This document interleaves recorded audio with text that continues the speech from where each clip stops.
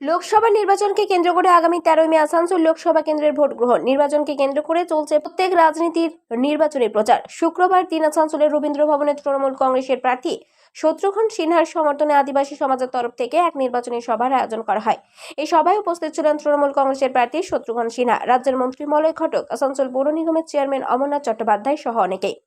এদিন এই সভায় প্রার্থী শত্রুঘ্ন সিনহা ধামসা মাদল বাজিয়ে সঙ্গে থাকার বার্তা দেন। প্রধানমন্ত্রী নরেন্দ্র মোদী ও বিজেপি নেতারা প্রায়শই বাংলায় বক্তব্য রাখতে এসে রাজ্য শাসক দলকে পরিবারবাদ ও দুর্নীতিবাদ আক্রমণ করেন। এই প্রসঙ্গে এদিনের সভা থেকে ঘাসফুলের প্রার্থী পাল্টা জবাব দিয়ে বলেন, ওই দলের নেতারা পরিবারবাদ ও দুর্নীতি নিয়ে বলেন। আমি বলছি, বিজেপির নেতাদের মধ্যে সবচেয়ে বেশি পরিবারবাদ ও দুর্নীতি রয়েছে, যা দেশের কোনো দলে নেই। पार्टी करती है हमारे दोस्तों की पार्टी जो है भारतीय जनता पार्टी या एनडीए। हमारे माननीय प्रधानमंत्री जी चिल्ला चिल्ला कर कहते हैं परिवारवाद परिवारवाद परिवारवाद, भ्रष्टाचार भ्रष्टाचार भ्रष्टाचार। मैं दावे के साथ कह सकता हूं, मैं भारतीय जनता पार्टी में 27-28 साल रह चुका हूं। आपको पता है, मैं खुद छोड़कर आया वहां से, क्योंकि मुझे लगा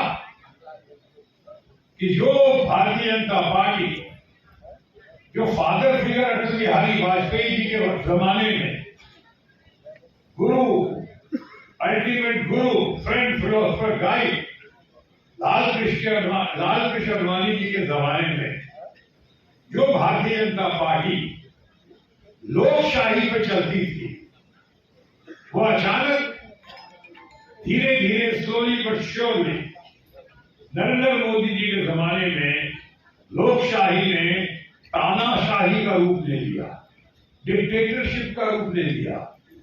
इतना ज्यादा घमंड, यानी इनको मैं कहता था one man show and two man army. ये दो आदमी मिलके, आप समझ गए कौन कौन, वही मिलकर चला रहे हैं देश को, और अपनी खामियों को छुपाने के लिए, दबाने के लिए चिल्ला चिल्ला कर भ्रष्टाचार और परिवारवाद का नारा दे रहे हैं। मैंने देखा जब तानाशाही आ गई लोकशाही से, तो हमने कहा खामोश अभी बर्दाश्त नहीं होगा। हम लोग खुददार लोग हैं, हम लोग सेल्फ रेस्पेक्ट वाले हैं। और तुमने कहा नोटबंदी कर दी, क्यों बंद कर दिया भाई? कैसे बंद कर दिया? यानी हमारे घर की महिलाओं ने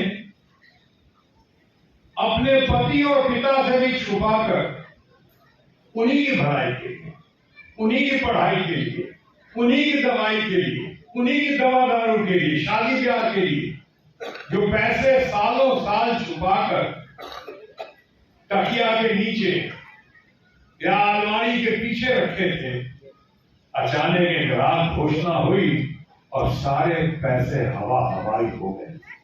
हाहाकार मच गया, लोग रोने लगे।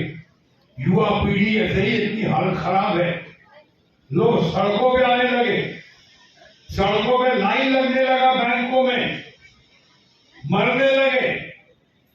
और तो और संपूर्ण सम्मान के साथ कहता हूं कि माननीय प्रधानमंत्री जी की माता जी को भी लाइन में लगाया गया, देखा गया स्वर्गीय माता जी तो लाइन में लगी हुई है। कौन विश्वास करेगा?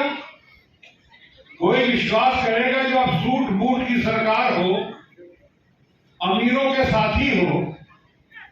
16 लाख करोड़ से ज्यादा आपने अपने कॉर्पोरेट हाउसेस का माफ कर दिया, बड़े बड़े नेताओं का माफ, बड़े बड़े धंधा सेठों का पैसा माफ कर दिया, किसानों को कर्जा माफ नहीं किया और किसान आज भी आत्महत्या कर रहे हैं। युवाओं को रोजगार मिल नहीं रही है, वो रोजगार के बगैर रोज 2-4 लोग आत्महत्या कर रहे हैं, उसकी जरा भी परवाह नहीं। और आपने अपनी मां को लाइन में लगा दिया फोटो के लिए कि लोग देखें कि देखिए साहब प्रधानमंत्री जी की मां भी है ना, वो भी लाइन में लगी है।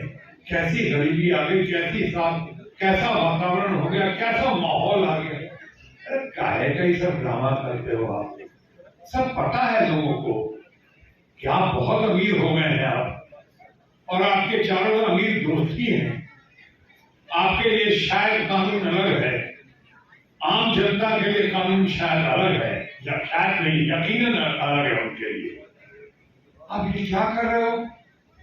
उन्होंने लाइन पे लगवा दिया, कितने लोग मरे, कितने इंडस्ट्रीज बंद हो गए, ठेले वाले, रिक्शा वाले, ये हमारे नौजवान जो रोज रोज के छुट्टा पे काम कर रहे थे, ये पटरी वाले, रेहड़ी वाले, हमारे आदिवासी समाज के बहुत सारे लोग जो ट्रेड कर रहे थे, जो छोटे छोटे दुकान चला रहे थे, उनके साथ क्या हुआ होगा आपको ज्यादा पता है। हाँ, बीजेपी सरकार ছিল না, কিন্তু 2014 সালে বিজেপি সরকার যখন এলো তখন অনেক মিথ্যা কথা, অনেক ধাপ্পাবাজি তারা পাড়াই পাড়াই দিয়ে দিল। কি ধাপ্পা? না বিজেপি যদি ক্ষমতায় আসে বছরে 2 কোটি বেকারকে চাকরি দেওয়া হবে, 10 বছরে 20 কোটি, একটাও চাকরি হয়। কি বলেছিল? বিজেপি যদি ক্ষমতায় আসে তাহলে কালাধন, দেশের কালাধন বিদেশে যেটা আছে সেটা নিয়ে আসবো আর 15 লক্ষ টাকা করে সবারই ব্যাংক অ্যাকাউন্টে দেবো, একটা টাকাও দেয়। এইবারে মোদী কি বলছে যে মোদী কা গ্যারেন্টি, ভাই মোদী কি গ্যারেন্টি দিয়েছিল 2 কোটি চাকরি, একটাও হয়নি। মোদী কি গ্যারেন্টি দিয়েছিলেন 15 লক্ষ টাকা করে ব্যাংকে পাঠাবো, 1 টাকাও আসেনি। আবার নতুন কি গ্যারেন্টি বলছে, মোদী কি গ্যারেন্টি, চাকরিতে ঘুরে বেড়াচ্ছে। এই সমস্ত ভাওতাবাজির কোনো গ্যারেন্টিতে বিশ্বাস করবেন না। বিজেপিকে ভোট দেওয়া মানে গণতন্ত্রকে ধ্বংস করা, গণতন্ত্র ওরা মানে না।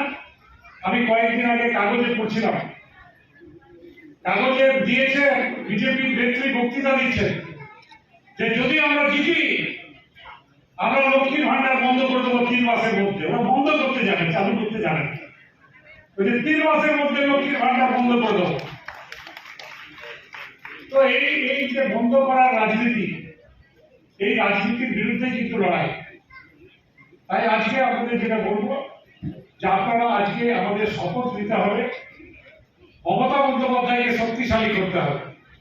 মমতা বন্দ্যোপাধ্যায় যত শক্তিশালী হবে, মানুষ তত শক্তিশালী হবে, দেশ তত শক্তিশালী হবে। মমতা বন্দ্যোপাধ্যায় একমাত্র ব্যক্তি যিনি সমস্ত জাতি ধর্ম নির্বিশেষে সবারই জন্য কাজ করে, সবারই কথা ভাবে, সবারই জন্য উপকার করে। আসানসোল থেকে সঞ্জয় যাদবের রিপোর্ট, 99 নিউজ বাংলা।